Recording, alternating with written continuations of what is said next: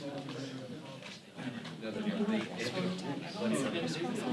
then they have to pass the rule, and they have to pass the big rule, and they have to go to the floor with the bill and pass the bill. Chad. Fine. Bill, I say why not? Why not? First of all, it's Friday. He is. Sidelines of Congress. And if you got banished from these, really, would that be a loss? Just make Tom do it from now. There's an up and an up. You see up and up. Yeah. Oh, here. Oh, you know, I was doing this thing down here. It was that one. Okay, got it. Sorry.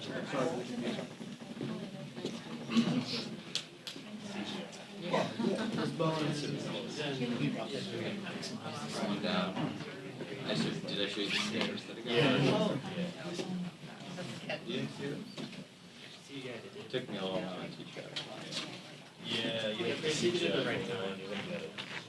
You'll get it.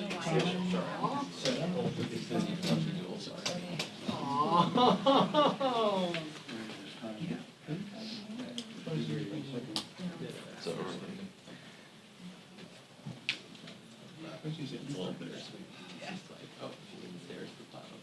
You got a bonus for How old is she now? 12. She's still a little That'd be funny, yeah. Yeah, You too, it's really that's hard. over time, right there. She can talk, Mitch. Probably like 50.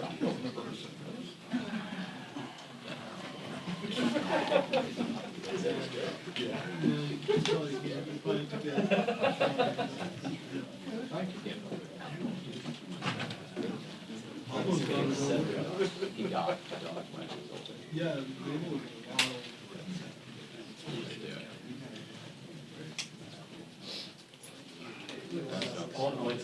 But I think if I make the dog, I want to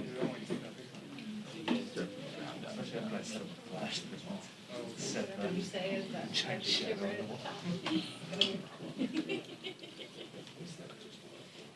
super as an original job one of these days.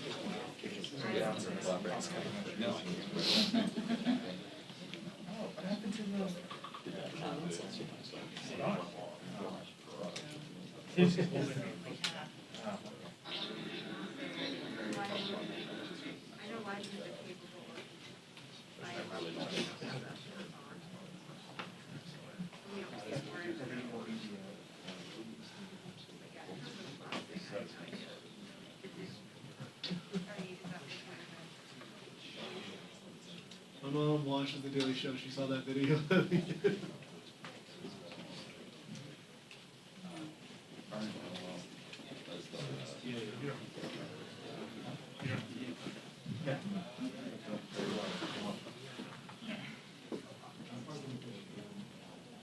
I mean, that'd be a shot, a lot closer.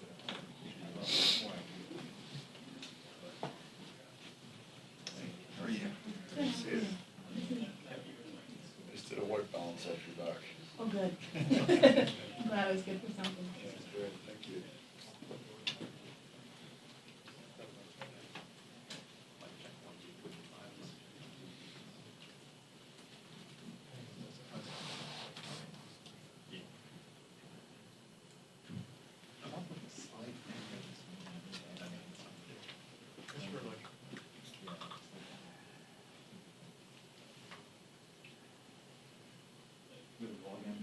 I did not go. I wasn't.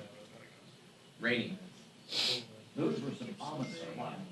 Did you guys air it? Yeah, Fox Sports, they're alive. The game? I think they aired it, I don't know. ESPN has done it. C-SPAN did it, you know, it was back in the mid-90s. I begged Brian, the founder, I said, just shoot the game like you would anything else. The infield fly rule is, explain, he's a little graphic. And he just, I love Brian. He's not a huge sports guy. He just what it is. And now they do it. follow it up with one of those public comment sections. I just think They Democrats had callers cheated. comes, yeah, exactly, callers. But, ESPN definitely has done it in the past because I have a shirt Oh, really? that says, like a congressional baseball shirt that says, ESPN on it. Really? I don't remember them doing that, but I remember, I remember when they started to put it on the radio, in like, but they put it on like armed forces radio. This was like 04, 05. Because I remember for a radio story I was doing, I got some of the tape to put into my story. No, last year it was later in the summer, it was like It was September. end of September because of the pandemic, of course, it was right before the fiscal year. I think that's the late, because usually it's June or, I think even May. Mm. It was a beautiful evening last year. Yeah, September. Where the wall, where the wall. Do you remember when the Republicans went again? In like 2021, I think so. They won the election. I remember going with Louis Baystock Park, the first year they played there, in '95, which the park was brand new.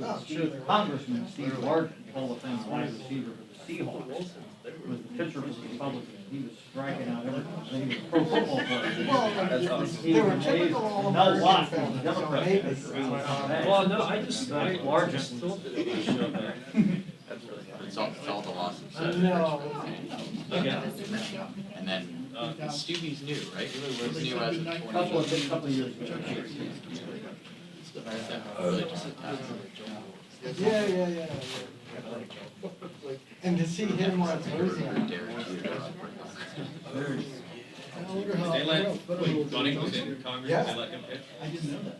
They said his arm was completely shot.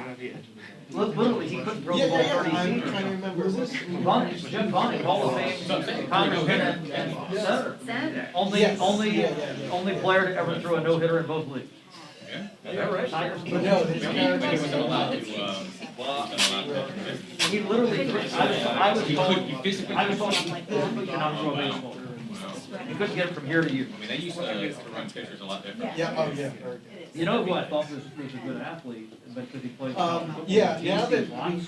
I He was captain for the Republicans, but he was not that, actually, he was a good baseball. He played college at Oklahoma, played in the CFL. So now that. Dunning's would play for like 12 games. I remember the very first pitch of the '94 game when they used to play a 4-mile run. Congressman Sherrod Brown hit like a number of the end. Playing first base with Sarbanes-Oxley.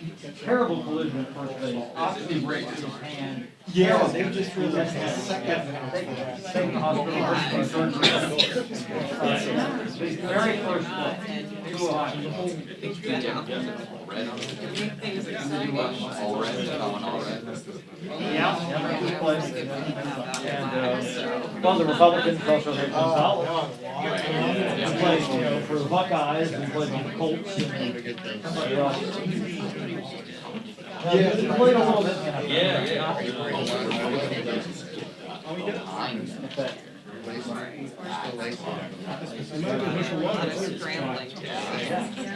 Best known for his bobsled. He was a bobsled in '94. 92 games in Albertville or 94.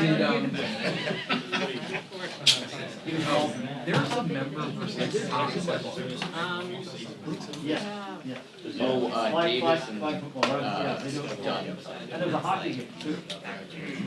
And basketball game. No, we won it.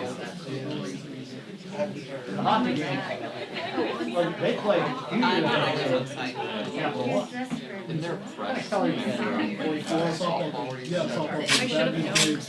the number is like back in the 30s, he played. Do that again. Somehow I. Yeah, but it was 20. Yeah, I can usually add all.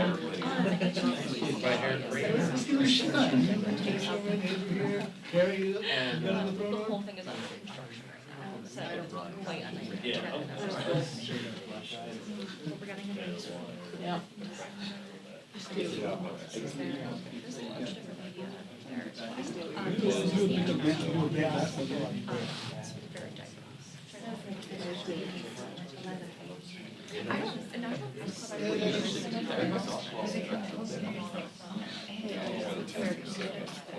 Jake, I want to say the ESPN thing, Remember when they had the ESPN film, the sports bar? Yeah, but it was after that. Was it? Yeah, because that was closed by the time I was like. Because I remember some connection with that, when they opened, Yeah. opened that. I don't know.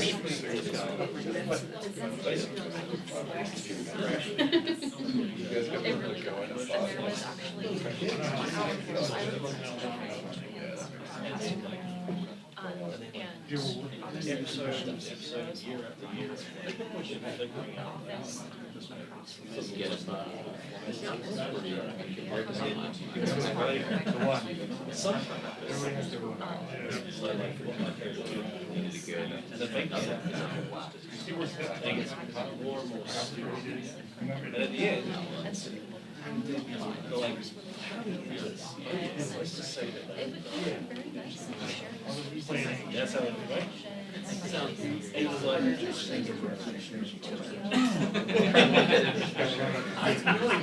I like. But it sounded interesting. I wish I First year. And then I caught up with a couple years later. So what happened? And they were like, glad I didn't go. A lot of filling. That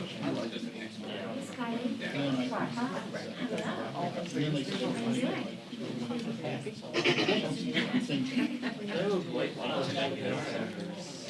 That's my relationship with it. Yeah. I'm just tickled to death. See what's happening there? But it was like, Are we doing it on time? Picture. Yeah, I saw it, but here's what you do.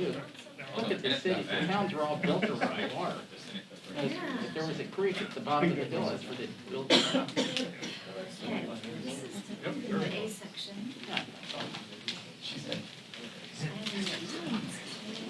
Did it, Me too.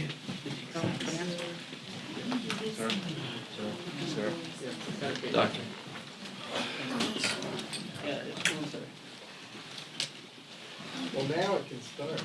Trying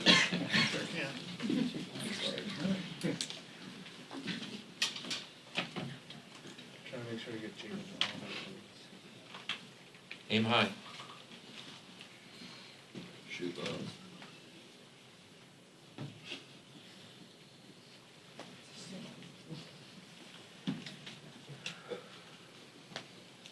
Yeah, We've got about 2 minutes, everybody. about. Could be less That means 1:30. Great fire drill, guys. Chad, don't will listen to me, please.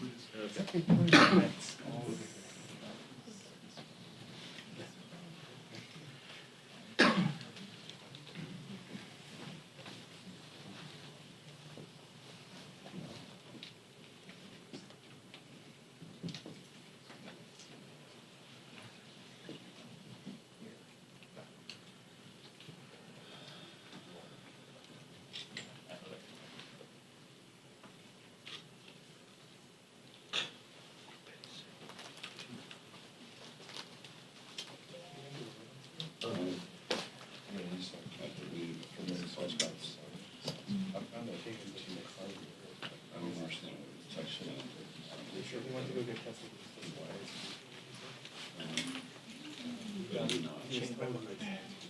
Changed my mind.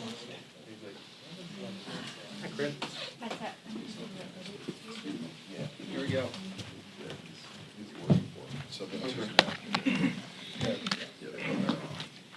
Yeah, what she told me. Okay. I'm fine, I'm saying hi. Thank you.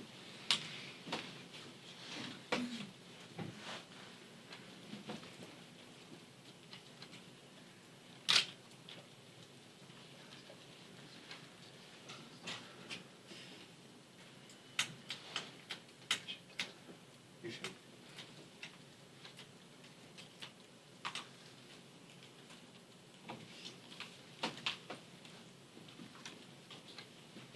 Who's here? Oh, that's Friday.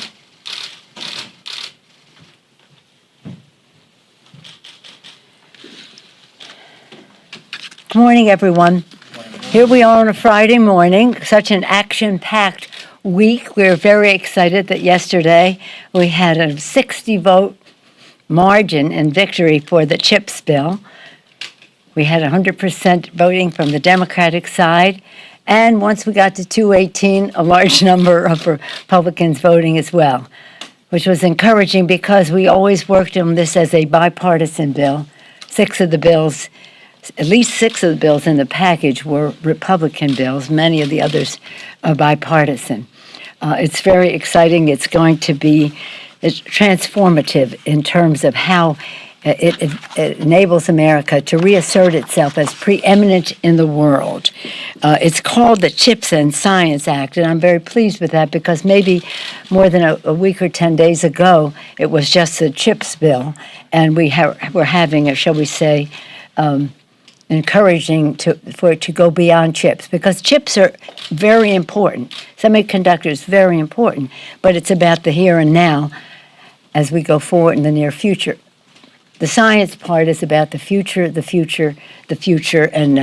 science, research, education, expanding the diversity and inclusion of many more people, making scientific decisions and learning about it and teaching us about it, as well as doing so in every corner of the country.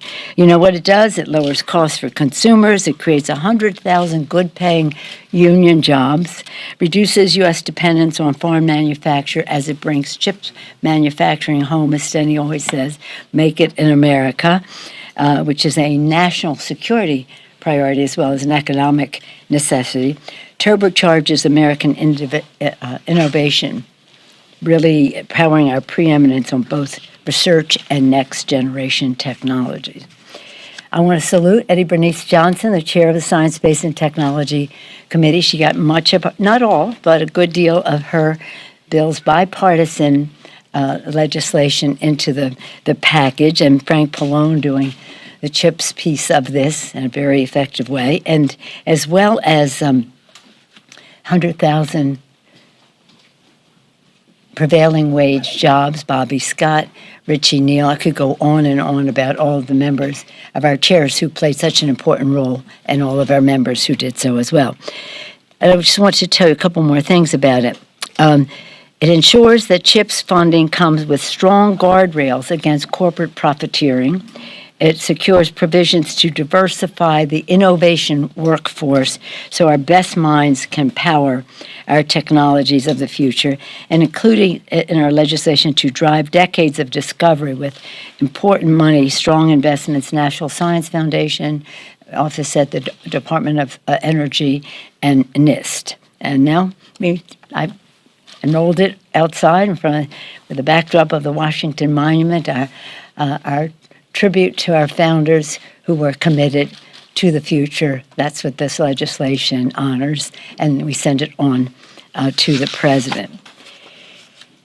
That's pretty exciting for us. We had, I'm excited today because for a long time now I have wanted to reinstate the assault weapon ban.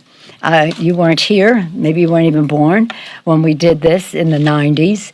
It was hard, but it happened, and it saved lives.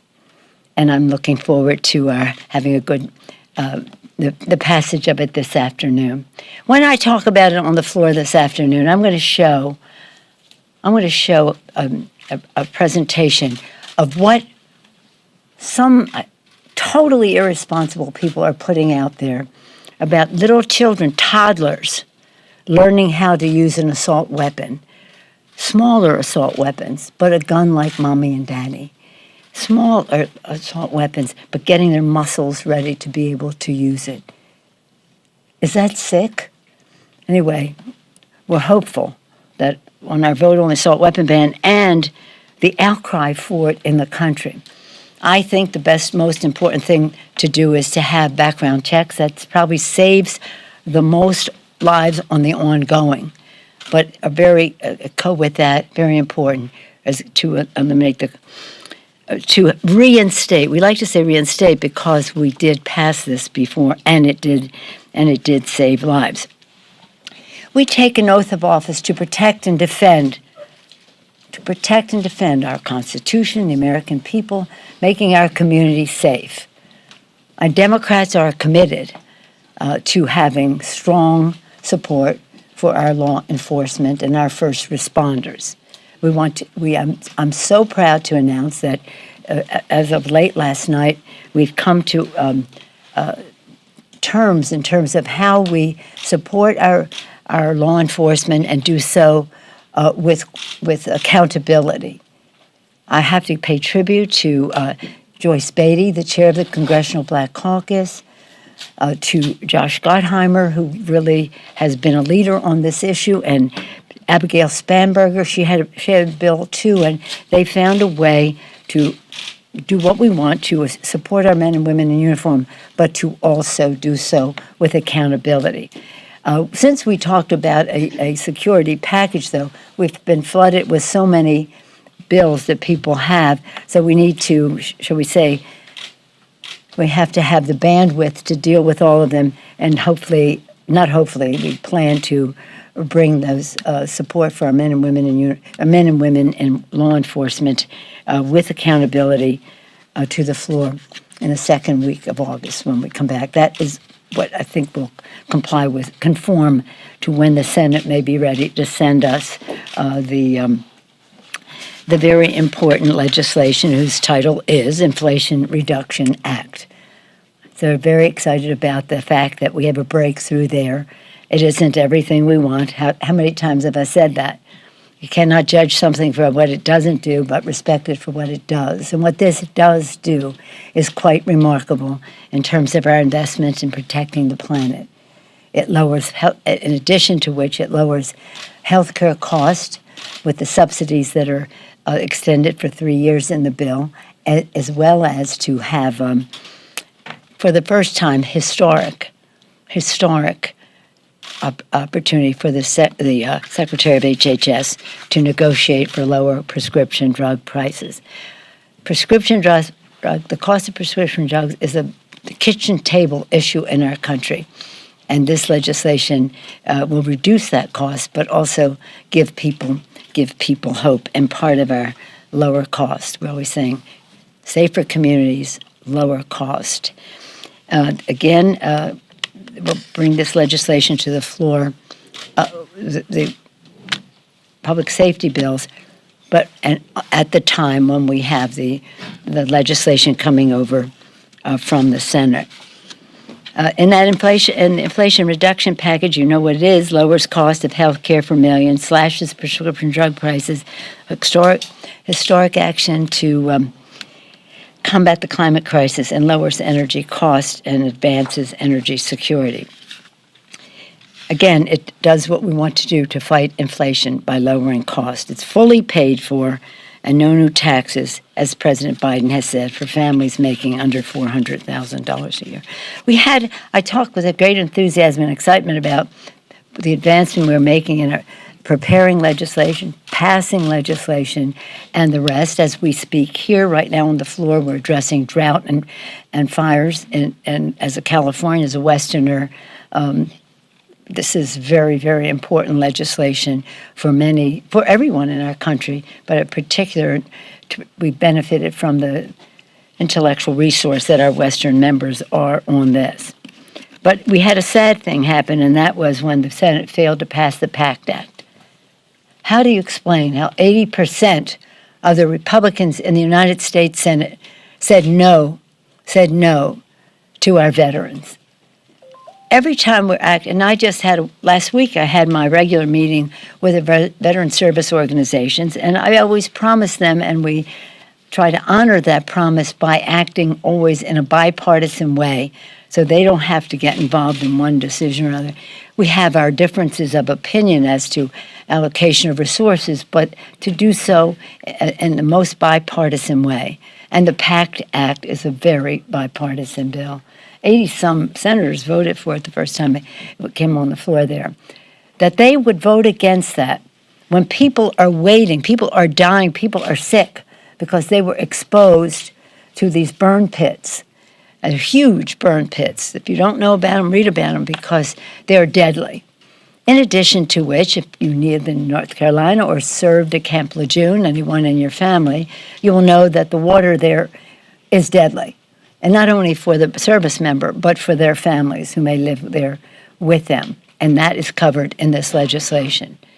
So for them to say, well, we're not going to vote for it because you've come to an agreement on the reconciliation, as they were calling it, is so ridiculous. Wait a minute. You're not going to help our veterans because we want to lower the cost of prescription drugs, because we want to lower the cost of health care, because we want to protect the planet. Of course, you don't agree with any of those things, but would you use that to vote against our veterans? It's really immoral, almost criminal, because these people were exposed, and I've been on this issue since Agent Orange for a long time, and the sooner that we can do this, the healthier our veterans will be. As I said yesterday at our rally, when in the military we say on the battlefield we leave no soldier behind, and when they come home we leave no veteran behind. But the Republicans in the Senate did just that by 80% of them voting no. Isn't that unbelievable? And actually, when the bill passed in the Senate the first time, it had 84 votes. Anyway, people over politics. You know, our Democratic Communications and Policy, Democratic Policy and Communications Committee put forth our agenda, our For the People agenda. People over politics. We're very excited about that. It too has three things: that lower cost, again, safer communities, and better jobs, and that's what we are about. In any event, it's a comparison to what the Republicans are doing. In contrast, the MAGA Republicans are criminalizing women's health care, planning to end Social Security and Medicare. Don't take it from me. Read their stuff. Attacking democracy, undermining the right to vote. So we think we have a clear contrast in terms of why we are here, what our why is, and how we go forward. Any questions? Okay, since we talked baseball last night. We talked baseball last night, we'll talk policy and legislation. Okay, I'm with you. So on this reconciliation package, Mm-hmm. it seems as though, you have a push to try to get something done before August here. There might be problems getting this through the Senate. Do you feel like some of your members might say, here we are, we're on the hook again, if they can't get this through the Senate, even though Senator Manchin is on board, but there's other issues there, and also just having the numbers to pass the bill for COVID? And how does that translate to winning in November? So you want to talk politics? Well, but Yeah. obviously. Well, let you're me making just this say, decision. our purpose is to meet the needs of the American people. You have to talk to the Senate about the dynamic over there in regard to this bill.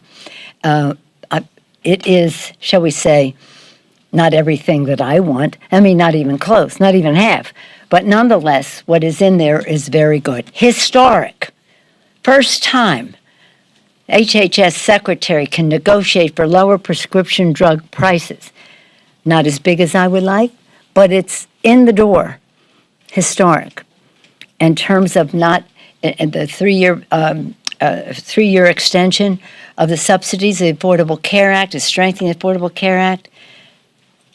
Fabulous. And, by the way, I want it more. That is to say, I want the Medicaid piece and the rest of that. But that doesn't mean that we don't support the bill. But probably the biggest difference, although those are substantial for kitchen table issues, is what it does in terms of climate.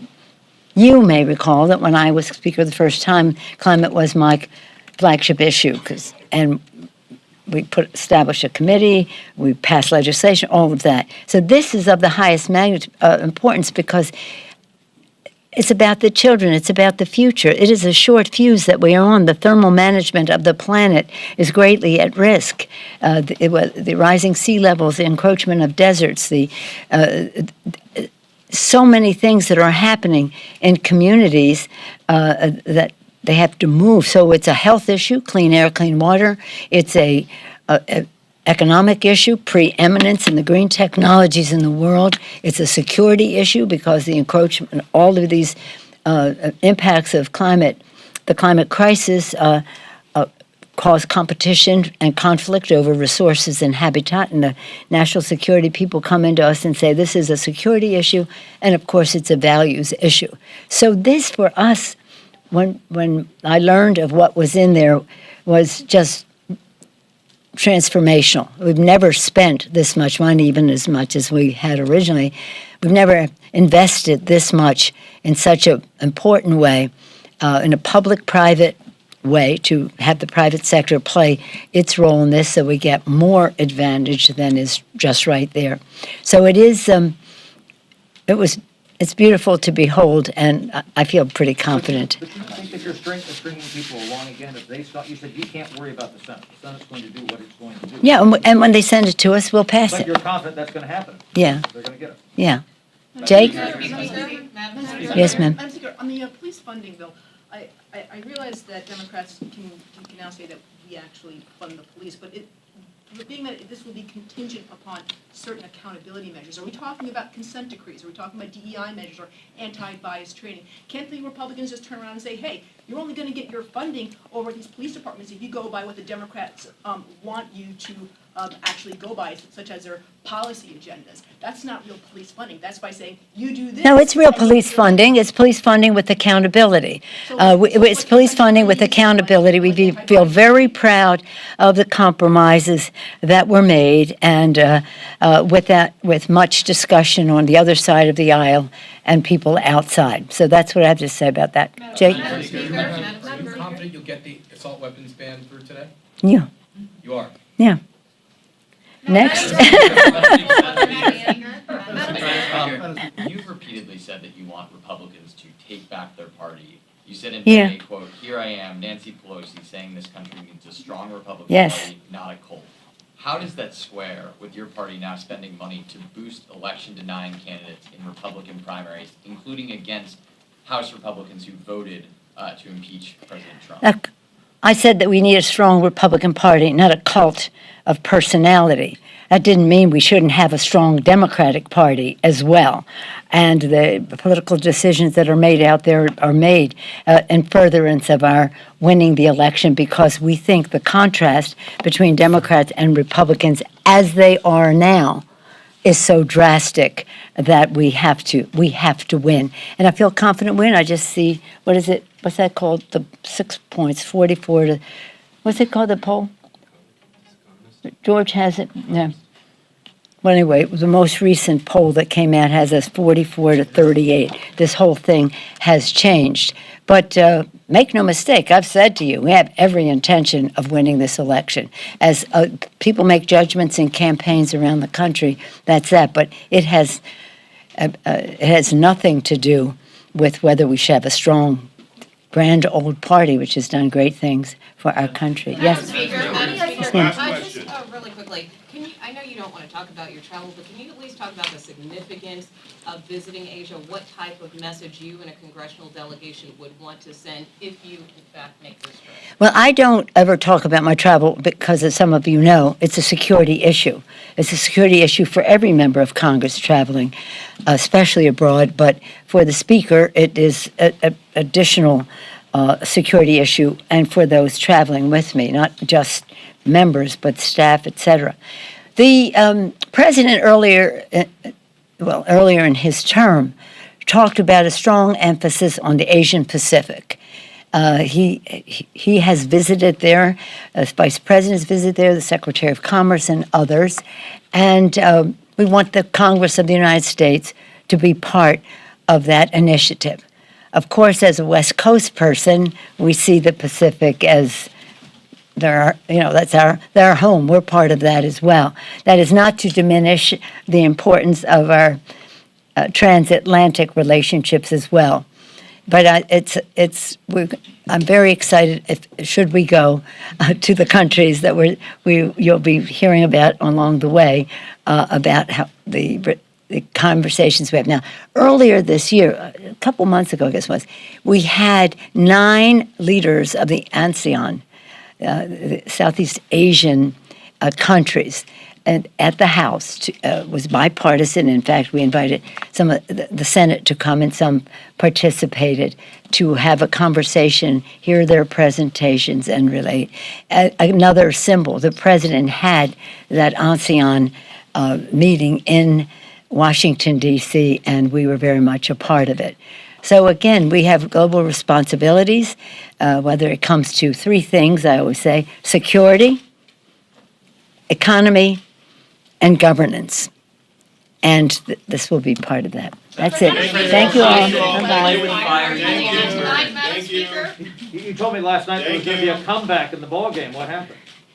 You said it ain't over till it's over. It's over, so your comment on the ballgame. The rain didn't interfere long enough. You were losing, though. It was a regulation game. 4 innings in a 7-inning game is a regulation game. I was told one time. Let me just say this one thing. Did you see the trophy? This trophy puts the Stanley Cup, dwarfs it, the Lombardi, you name any of them. This thing is gigantic. Have you seen it? Oh, yes. It looks like you have won the World Series, the Super Bowl, Stanley Cup, name something else, the World Cup. There it is. So congratulate the Republicans. It's a ball game. It's fun. Thank you.